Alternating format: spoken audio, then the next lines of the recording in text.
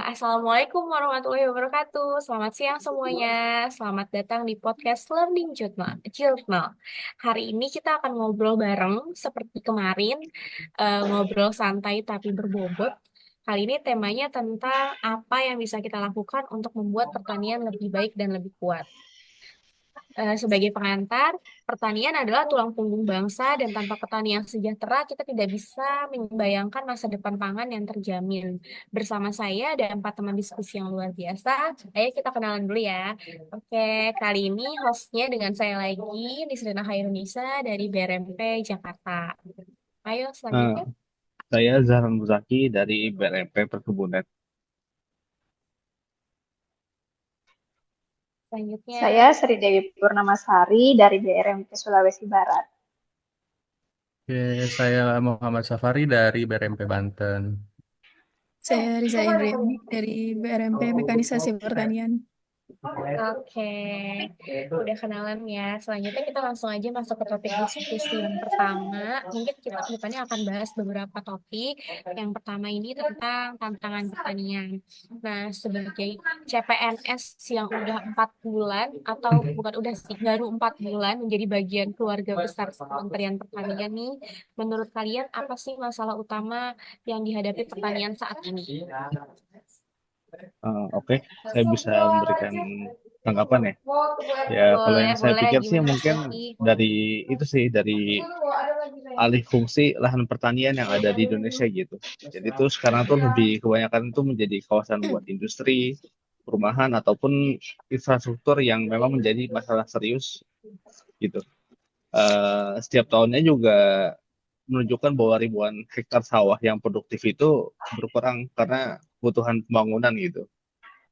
Kondisi ini juga memberikan dampak langsung pada menurunnya luas baku untuk lahan pertanian sendiri gitu, yang akhirnya itu bisa mengancam produksi pangan nasional. Selain itu juga ada keterbatasan lahan yang membuat petani itu menjadi sulit melakukan intensifikasi secara optimal itu. Harga lahan yang juga tambah mahal itu. Dan juga membuat generasi muda sekarang tuh jadi pada enggan atau males itu untuk terjun langsung di sektor pertanian. Karena modal yang dibutuhkan itu tuh nggak sebanding dengan hasil yang diperoleh. Jadi saya pikir tuh alih fungsi lahan itu juga memunculkan tantangan yang lain, yaitu ketahanan pangan nasional terutama. Mungkin dari saya seperti itu.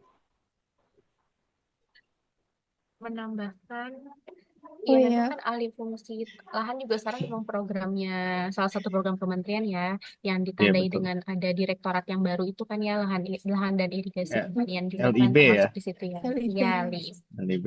Di sini kita nggak ada yang di LIPS ya. Nggak ada. Kayak gimana Mbak Riza? Setuju banget sih sama Mas Zaki tadi. Terus ditambah lagi tuh kayak sekarang minat generasi muda kita terhadap pertanian kan rendah banget. Nah, bahkan menurut data sensus BPS 2023 kemarin tuh kelompok petani milenial di Indonesia tuh cuman jumlahnya sekitar 22% dari total petani.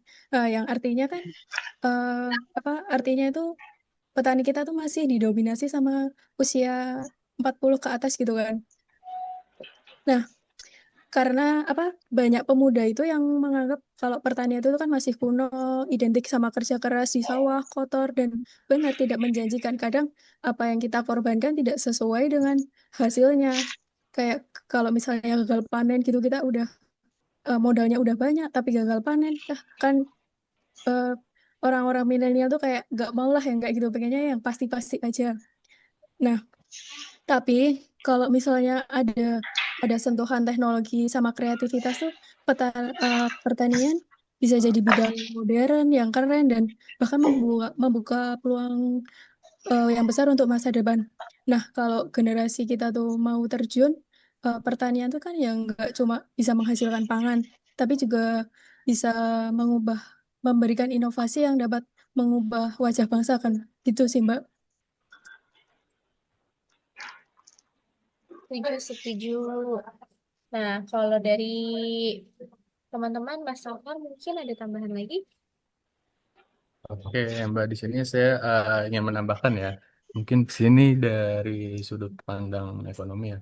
Menurut saya itu kata saya ketidakseimbangan antara harga hasil panen dan biaya produksi menjadi tantangan utama bagi petani gitu, Mbak. Soalnya biaya untuk pupuk, benih, dan tenaga kerja serta transportasi itu sering meningkat, sementara harga jual hasil panen itu nggak selalu stabil gitu kan, terutama saat musim panen. Penyebabnya juga banyak sih. Yang pertama itu bisa jadi panjangnya rantai distribusi gitu, yang biasa terkendala oleh jarak gitu loh. Terus fasilitas pasca panen juga mungkin terbatas ya. Lalu ketergantungan pada impor membuat petani sulit gitu kan memperoleh keuntungan yang layak gitu. Nah, kalau dari kondisi seperti ini tuh sepertinya eh, dan kita atau pemerintah itu bisa penguatan dari koperasi tani atau BUMDes gitu. Itu sangat penting karena dapat membantu petani gitu untuk membeli input dengan lebih efisien, menjual hasil panen secara kolektif, dan memperkuat posisi tawar mereka di pasar. Mungkin itu aja pendapat dari saya, Mbak.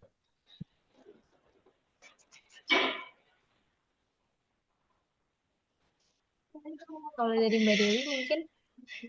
Baik, terima kasih. Kalau kan tadi sudah disebutkan beberapa tantangan ya yang dihadapi pertanian saat ini, seperti dari alih fungsi lahan, minat generasi muda, dan dari sisi ekonomi. Di sini saya mau menjelaskan dari sisi lingkungan dan iklim. Nah, sebenarnya ini lingkungan dan iklim itu adalah faktor utama, tantangan utama dari sektor pertanian. Kenapa? Karena perubahan iklim itu menyebabkan musim tanam tidak menentu, seperti kekeringan, banjir, serta serangan hama yang meningkat. Selain itu, ada beberapa tantangan lagi, yaitu terjadi degradasi lahan dan menurunnya kualitas tanah karena penggunaan pupuk kimia yang berlebihan. Jadi ini ketahanan pangan hanya bisa dijaga jika pertanian beradaptasi dengan perubahan iklim dan menetapkan prinsip berkelanjutan. Mungkin itu saja dari saya, Mbak. Iya, iya. Nah, iya itu. Nah, itu dia tadi sih kalau yang perubahan iklim kan sebenarnya salah satu faktor yang nggak bisa diprediksi juga ya. Dibilang musim kemarau juga bisa-bisa tiba-tiba hujan. Dibilang musim hujan tiba-tiba nggak ada hujan gitu kan.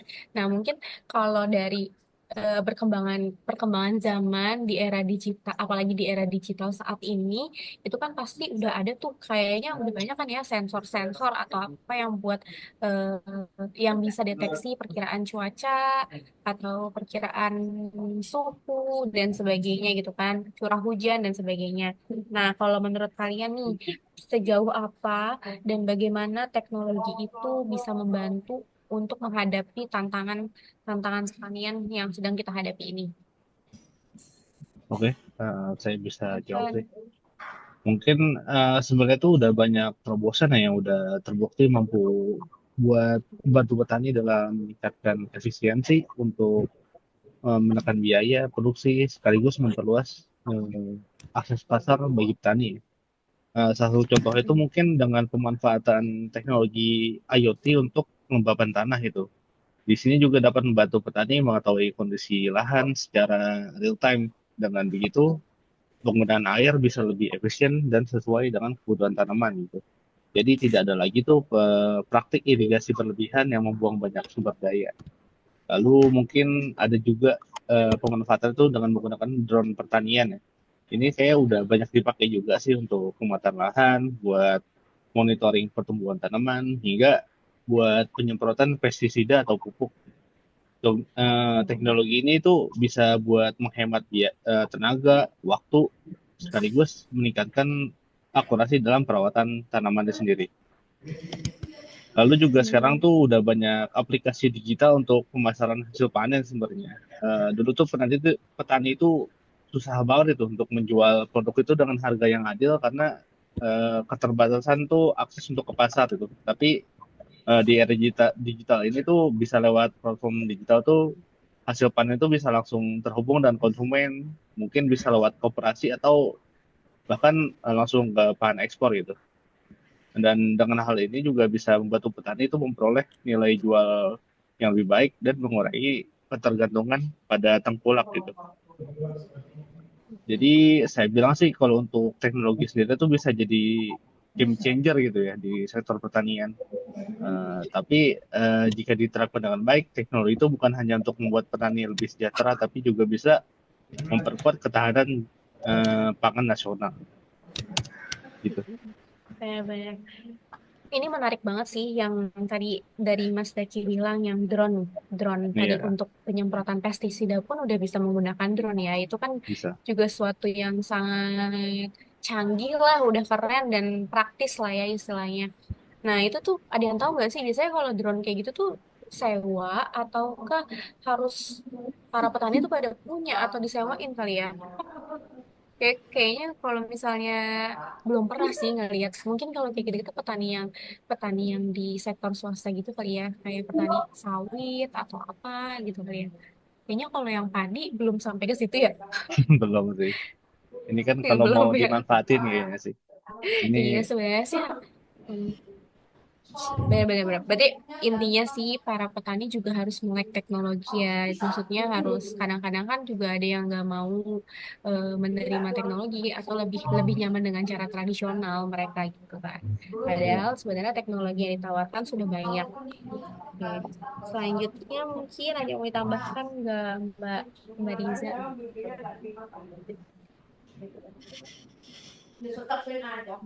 Suara tuh masih di mute itu. Oh, misal ini Mbak, misal kita belum punya teknologi seperti drone atau combine harvester atau transplanter, gitu kita bisa dimulai dari rumah juga bisa sih Mbak. Kita bisa memanfaatkan hidroponik dan urban farming yang bisa menjadi solusi. Kita di rumah bisa memanfaatkan apa namanya Mbak, kayak galon bekas atau tempat air minum bekas itu kita bisa banget itu manfaatin buat nanam pohon yang kecil-kecil kayak mungkin nanam cabai atau nanam sawi atau nanam apa namanya itu daun bawang. Nah, kita kan bisa bayangin bisa nanam tanaman sayuran segar di rumah. Terus bisa di atap gedung atau bahkan di sudut misalnya kita ngekos di sudut-sudut kos kita juga bisa. Tidak perlu lahan yang luas, cukup ruang kecil dan perawatan yang sederhana. Hasilnya bukan hanya pangan yang sehat, tetapi juga sayuran hijau yang menyejukkan mata dan menambah semangat. Pertanian modern seperti ini bisa membuat kota tetap asri, sekaligus mendekatkan kita dengan alam gitu, Mbak.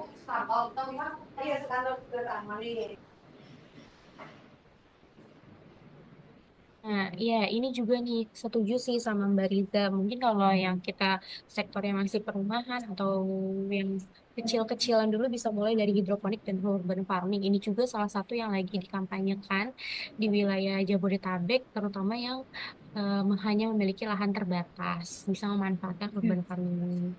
Setuju sih. Oke, Ya ada kayaknya lagi saya nggak? pernah lihat Mbak kayak apa di kolom jembatan itu dimanfaatin buat tanam-tanam gitu tuh. Oh iya benar, taman-taman gitu ya biasanya Iya. ya. Lanjut mungkin ada lagi Mas, Mbak. Ya mungkin saya mau menambahkan ya, eh, teknologi itu kan sebetulnya sangat penting ya untuk petani. Karena kan untuk memudahkan pekerjaan juga. Soalnya kan kalau zaman dulu tuh petani biasanya ngebajak pakai kerbau atau sapi ya. Tetapi ada beberapa daerah juga nih yang masih menolak gitu untuk teknologi masuk ke daerahnya. Ada beberapa daerah tuh yang masih menggunakan kepercayaan kayak ilmu bintang dan semacamnya lah gitu. Nah, balik lagi.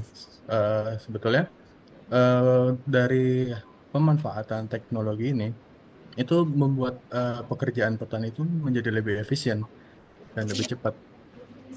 Itu seperti mengolah tanah, menanam hingga memanen. Kalau misalkan kayak padi gitu kan tadi udah dijelaskan ya, bisa pakai alat seperti combine, ya gitu.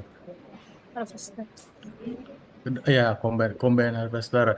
Nah, dengan adanya alat dan mesin pertanian modern seperti traktor, pompa air dan tadi combine, kerja bisa diselesaikan dengan waktu yang lebih singkat gitu. Dan biaya tenaga kerja juga berkurang gitu. Tapi ya itu kendalanya tadi nggak semua petani itu punya alat seperti itu. Mungkin peran kita ya sebagai BRMP eselon yang maksudnya langsung turun di masyarakat itu bisa memberikan bantuan ke petani secara langsung kayak gitu. Nah, selain itu penggunaan teknologi juga membantu petani itu lebih tepat dalam menggunakan pupuk dan pestisida gitu. Misalnya dengan alat semprot otomatis. Nah, yang tadi sudah dijelaskan penggunaan drone untuk penyemprotan lahan pertanian gitu. Nah, itu juga sama. Nggak semua petani itu punya gitu alat itu. Mungkin ada beberapa lah kelompok petani yang punya itu. Itu pun biasanya bantuan lah dari pemerintah kayak gitu. Atau Iya, misalkan kalau dari swasta itu yaitu disewakan kayak gitu. Tapi kan sewa alat kayak gitu kan lumayan mahal juga ya kalau misalkan lahannya cuman beberapa hektar gitu ya. Kalau kata petani itu hitungannya belum masuk lah kayak gitu. Nah, kalau misalkan iya, iya. petani udah biasa gitu ya pakai teknologi, maka hasil panen itu bisa lebih baik gitu. Dengan pengeluaran yang lebih sedikit, dengan begitu kesejahteraan petani itu bisa meningkat gitu. Dan pertanian Indonesia itu mungkin bisa lebih jauh modern gitu. Serta mungkin bisa menarik untuk generasi muda gitu, Mbak. Iya, oke. Selanjutnya setuju sih. Itu juga benar itu banget. Mungkin selanjutnya tambahan dari Mbak Dewi. Baik, saya sedikit menambahkan ya Mbak, teknologi dengan inovasi itu merupakan kunci transformasi pertanian menuju produktivitas efisien dan berkelanjutan. Nah, alat modern seperti traktor, rice planter, combine, drone, serta sistem irigasi cerdas mampu meningkatkan hasil pertanian dan menekan biaya produksi. Tapi di sini ada keterbatasan akses. Di sini tuh untuk petani mengakses alat-alat modern tersebut itu terbatas sehingga menjadi hambatan utama. Oleh karena itu, pemerintah bisa mendukung dengan akses subsidi alat modern agar petani dapat memanfaatkan mekanisasi dengan biaya yang terjangkau, baik melalui kepemilikan langsung maupun layanan sewa alat kelompok tani.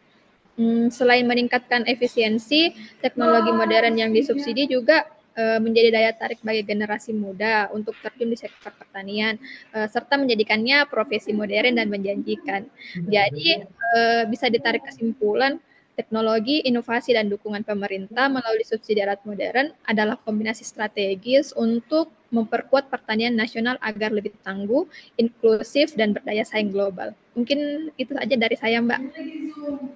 Oke deh, iya. Mungkin selanjutnya aku menyambung dari diskusi yang tadi dibahas sama Mas Safar dan Mbak Dewi ini ya tentang eh, juga dalam pemanfaatan teknologi dan inovasi itu tentunya harus ada peran generasi muda yang mungkin secara akses pendidikan dan literasi kita kan lebih banyak ya. Nah, itulah yang kita harus berinteraksi dan berkolaborasi dengan petani-petani juga yang ada di lapangan untuk mentransfer ilmu-ilmu yang kita punya atau kita dapatkan. Nah, sekarang kita bahas nih peran anak mudanya, apa langkah yang bisa dilakukan anak muda generasi sekarang, Gen Z ini. Iya, Mbak. Generasi muda tuh yang pasti dari setiap pembahasan kita kemarin tuh yang pasti perlu diberi ruang untuk berinovasi. Nah, misalnya bisa lewat startup agritech, di mana mereka bisa mengembangkan teknologi dengan dunia pertanian. Anak muda yang biasanya akrab dengan gawe dan aplikasi, bisa menciptakan platform untuk mempermudah petani, bisa mempermudah menjual hasil panen, memantau tanaman lewat sensor, atau bahkan membuat sistem pintar irigasi. Nah, dengan cara ini, pertanian kan nggak lagi dianggap kuno, tapi justru menjadi ladang yang kreatif, modern, dan memiliki peluang yang tinggi. Begitu, Mbak. Benar-benar. Sekarang juga udah banyak Gen Z yang sebenarnya banyak juga kok anak muda sekarang yang udah mulai tertarik sama pertanian ya Iya. startup agritech itu udah banyak banget. Nah, selanjutnya mungkin ada tambahan nggak kira-kira peran generasi muda apa yang bisa kita terapkan atau bisa diikuti oleh anak-anak muda lainnya? Mungkin saya bisa sedikit memberikan tambahan ya. Mungkin tuh salah satu langkah penting yang bisa kita berikan itu mungkin melalui pelatihan digital ya. Mungkin pelatihan digital skill untuk petani muda gitu. Jadi tuh keterampilannya itu sangat relevan di era yang sekarang karena generasi muda itu lebih akrab dengan teknologi, dengan kemampuan teknologi, mereka bisa mengelola pertanian secara modern sekaligus memasarkan produk melalui platform online. Misalnya itu petani muda yang dapat belajar menggunakan e-commerce pertanian untuk menjual hasil panen langsung ke konsumen. Mungkin dengan cara ini mereka bisa memotong rantai distribusi yang panjang. Lalu untuk meningkatkan keuntungan dan membangun brand produk lokal gitu. Jadi kan banyak kan sekarang produk lokal tuh hasil pertanian dari kebun langsung tuh dikemas semenarik mungkin gitu dijual melalui platform online gitu kan banyak sekarang. Mungkin kalau di daerah saya itu banyak yang jualan tuh udah dibungkus hasil tanian langsung gitu. Selain itu juga pelatihan digital itu juga mencakup pengelolaan media sosial. Jadi itu selain untuk penjualan sendiri tuh kita bisa buat apa mempromosikan gitu loh. Konten promosi hingga teknik fotografi biar hasil panen itu menjadi lebih menarik di pasar online gitu. Mungkin dari saya gitu. Ya, tadi sih mungkin menyambung dengan pelajaran Bapak yang tadi ya, kalau media sosial tuh dimulai dari ya kita konten tentang mungkin kalau misalnya hasil hasil pertanian bisa dimulai dengan konten makan makanan bergizi, makan makanan yang Bisa. sehat gitu kan. Jadi mendorong anak muda untuk bisa membeli bahan-bahan berkualitas dari petani langsung gitu ya. Betul, betul. Atau dari startup-startup pertanian yang mulai mengembangkan apa hasil taninya itu dikemas lalu dijual melalui media sosial dan online gitu. Mungkin ada lagi Mas Safar mau menambahkan? Oke, menurut saya tuh anak muda di sini tuh perlu terlibat ya dalam pertanian karena kan mereka generasi yang memiliki semangat dan kemampuan beradaptasi yang tinggi ya terhadap perubahan zaman.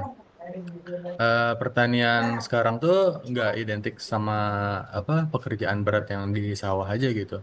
Tapi kan udah berkembang nih menjadi sektor modern yang udah menghubungkan teknologi, kewirausahaan dan inovasi gitu. Anak-anak muda sekarang tuh biasanya bisa gitu membawa ide-ide baru untuk pertanian seperti tadi tuh pertanian digital, pertanian organik dan agribisnis berbasis media sosial yang tadi sudah dijelaskan gitu. Yang mampu meningkatkan nilai jual produk pertanian. Tapi eh, kenyataannya banyak anak muda tuh yang masih nggak mau gitu terjun ke dunia pertanian. Salah satu kendalanya itu ya lebih ke pandangan dan status sosial aja sih. Yang menganggap tuh pertanian itu sebagai pekerjaan tradisional dan kurang bergengsi. Anak zaman sekarang kan lebih seneng jadi influencer ya, kayak gitu. Nah, selain itu akses terhadap lahan dan juga modal gitu juga tuh jadi masalah utama gitu karena banyak anak-anak muda sekarang tuh yang nggak punya tanah sendiri atau kesulitan mendapat pengetahuan dan pelatihan juga gitu itu yang membuat mereka tuh ragu gitu untuk memulai usaha pertanian gitu. Tapi misalnya kalau misalkan ada program pelatihan agripreneur muda gitu, atau misalkan anak muda ini diberi kepercayaan dan diberikan modal akses kredit untuk petani gitu, serta pemanfaatan teknologi dalam proses produksi dan pemasaran, mungkin anak muda bisa melihat bahwa pertanian ini bukan hanya pekerjaan, tetapi sebuah peluang besar untuk membangun ekonomi gitu dan menjaga ketahanan pangan. Mungkin itu Hmm. pendapat dari saya. Ya, mungkin ke depannya harapannya bisa lebih masif lagi ya tentang program-program yang terkait dengan pelatihan untuk skill khusus di bidang pertanian bagi anak muda gitu ya Mas ya. Mungkin kalau Iya, dari Mbak betul Dewi banget. ada tambahan? Baik, Mbak. Mungkin itu generasi muda adalah kunci regenerasi petani saat ini ya, karena kita melihat petani yang sekarang ini sudah banyak yang tua-tua, jadi perlu regenerasi. Nah, petani muda ini memiliki energi, kreativitas, dan literasi digital yang lebih tinggi dibanding generasi sebelumnya.